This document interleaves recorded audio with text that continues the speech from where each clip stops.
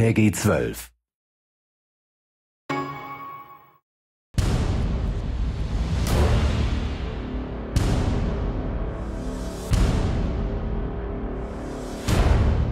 Hi, this is Tim Schwalk, producer on Heroes of Ruin at InSpace, and today we're going to focus on multiplayer gameplay and the Gunslinger. So here I am as a Gunslinger in the Frost Reaches in the second half of the game. At this point, the Goblins have some information that I really need, but before they'll help me, the Goblin Chieftain's requiring me to help them with a few of their experiments. The Gunslinger is the most mobile of our characters. He's a great ranged character who does decent damage, and he's very good at weakening enemies with debuffs, putting negative effects on them. While he has more health than the Architect, he can become more easily overwhelmed by a group of enemies. He deals more direct damage to single enemies, making these Glacier Golems easy pickings. Here I'm using a mix of my default charge attack, my powerful Bullet Storm ability, and Bullet Barrage, which allows me to strafe as I fire. He's strong enough to play alone, but he's fantastic paired with other characters. For instance, the Gunslinger has some great moves that stun enemies, and the Vindicator has some moves that take advantage of that, dealing automatic critical hits on stun enemies as one example. I don't have the energy. I'm slowed down. Here I'm using the Armor Piercing buff, which allows me to fire through enemies, dealing damage to those behind them. That's what I need.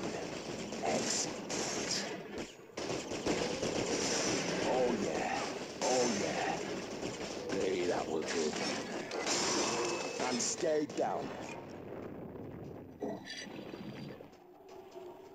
Here you can see how our seamless multiplayer experience works. As a host, you'll get a notification when someone joins or leaves your game, and at that point, the difficulty of the level will adjust itself on the fly. Up to 3 others can join my game, either locally or over Wi-Fi, and these can be either friends or strangers. You can voice chat with friends over Wi-Fi, and you can even talk to non-friended players, if your system's parental control settings allow for it.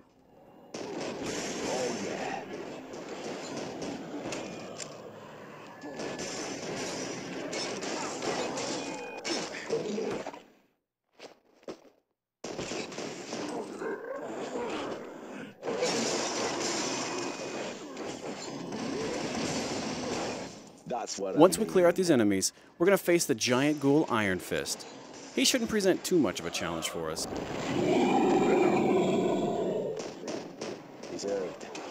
Here's an example of a simple strategy you can use when you combine a ranged character with a melee character.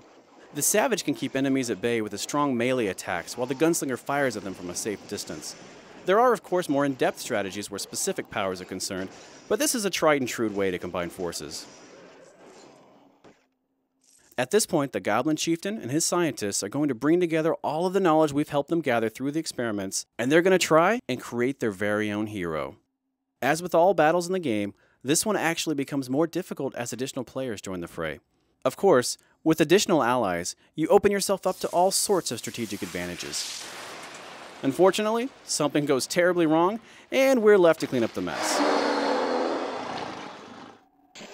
The Goblin Colossus attacks actually resemble some of the experiments you helped the Goblin scientists complete.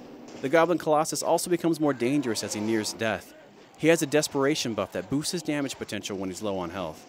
One cool thing to note is that all buffs are shared between party members at certain distances when they're at their max level. Another cool thing is that you can earn benefits by playing with your friends. Heroes of Ruin is a lot of fun when playing alone, but the full potential of the title is unlocked when you join the quest to cure Ataraxis with other gamers. Watch for Heroes of Ruin, coming soon exclusively to the Nintendo 3DS.